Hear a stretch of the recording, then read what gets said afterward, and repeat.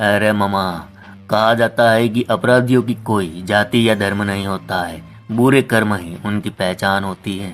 अपने काले कारनामों को छिपाने के लिए वह भले ही सफेद पोश हो जाए, किसी पार्टी में चुनाव लड़कर सांसद या विधायक बन जाए, लेकिन उनकी करतूतें कभी बदलती नहीं। अंदर जो दानव बसा है वह किसी को यातनाएं दिए बिना शांत थोड़ी रहेगा।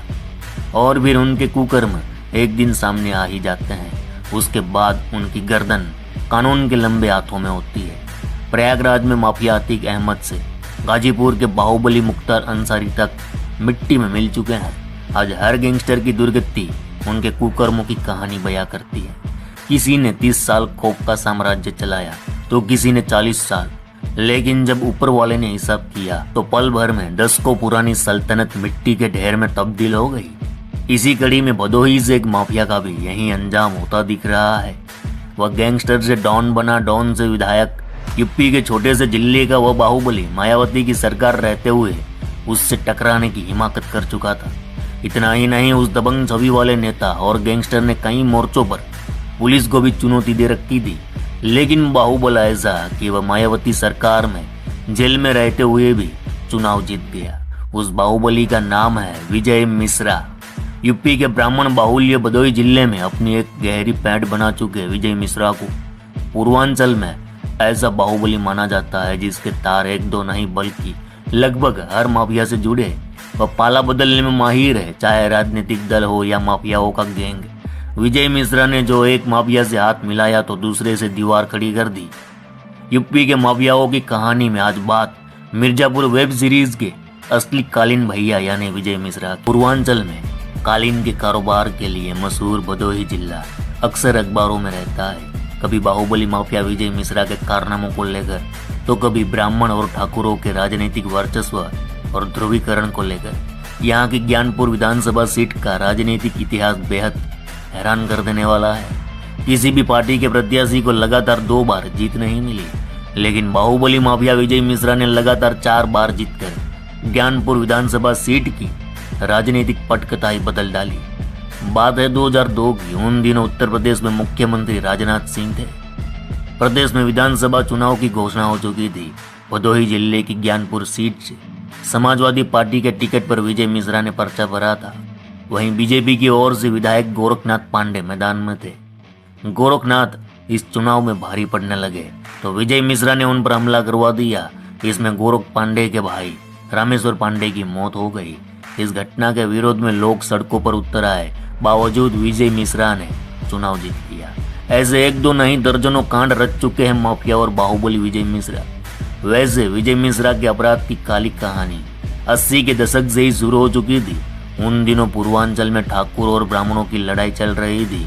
गोरखपुर में हरिशंकर तिवारी और वीरेंद्र शाही के बीच जमकर गैंगवॉर चल रही थी, तो बनारस में मुख्तार और अंसारी एक दूसरे से आमने सामने भिड़ चुके थे। इधर भदोही में इस आग को विजय मिश्रा ने सिंचने का प्रयास किया। 80 के दशक में ज्ञानपुर का ब्लॉक डी में प्रमुख का चुनाव हो रहा था। इस चुनाव में बाहुबली उद्भान सिंह के खास अभयराज सिंह ब्राह्मण प्रत्याशी को हराकर 2 वोट से जीत गए थे। इसके बाद ब्राह्मणों में आक्रोश पनपा और भी ठाकुरों को टक्कर देने के लिए विजय मिश्रा जाति का नेता घोषित कर दिया गया। इसके बाद मानो विजय मिश्रा की लॉटरी लग गई। समाज का साथ यानी एक बड़ा जन सैलाब उसके पीछे चट्टान बनकर खड़ा था, तो मिश्रा ने भौकाल कायम करना शुरू कर दिया।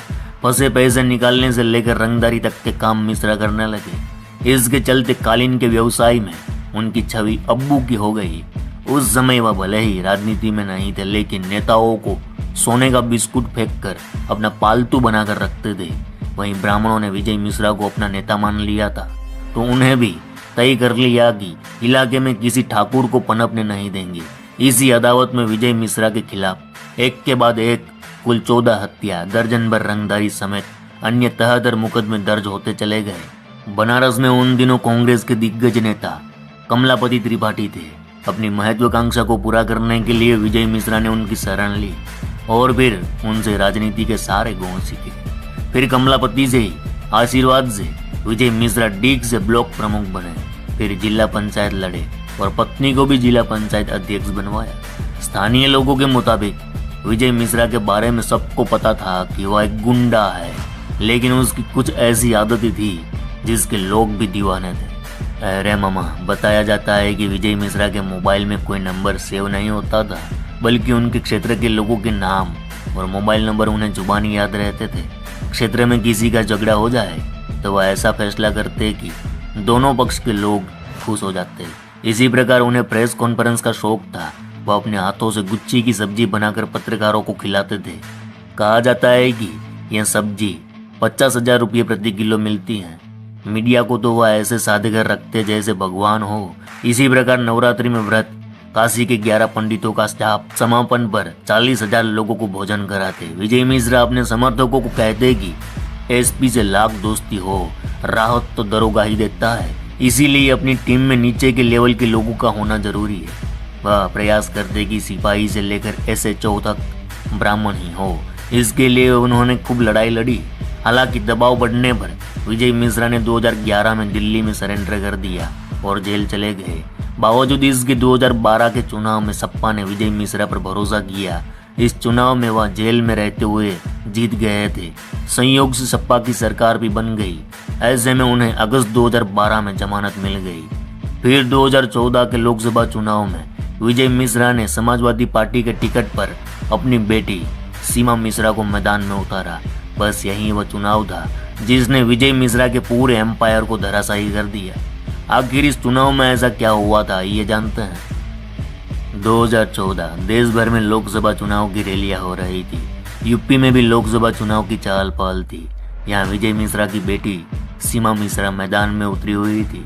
उनकी रैली के लिए विजय मिश्रा ने एक महिला सिंगर को रैली में बुलाया था। 1 जनवरी 2014 का वह दिन था। महिला गायिका परफॉर्मेंस के लिए अपने कपड़े बदल रही थी। उसी वक्त पूर्व विधायक उनके कमरे में चले आए।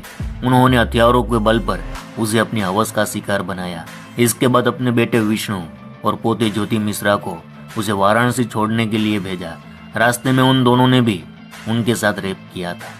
इसके बाद तो मानो यह सिलसिला जैसा शुरू हो गया। विजय मिश्रा उन्हें अलग अलग जगहों पर बुलाकर रेप करने लगे। विरोध करने पर ब्लैकमेल किया करते थे। 6 साल बाद तंग होकर उन्होंने केस दर्ज करवाया तो विजय मिश्रा का असली चेहरा दुनिया ने देखा।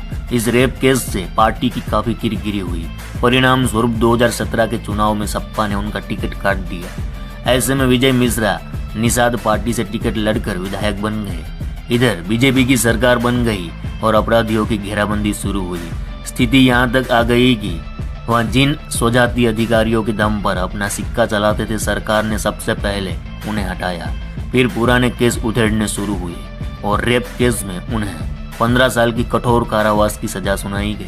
आज विजय मिश्रा और मिर्जापुर के कालीन भैया अपने कुकर्मों की सजा भुगत रहे हैं। तो मामा, ये थी कहानी कैसी लगी कमेंट में जरूर बताना।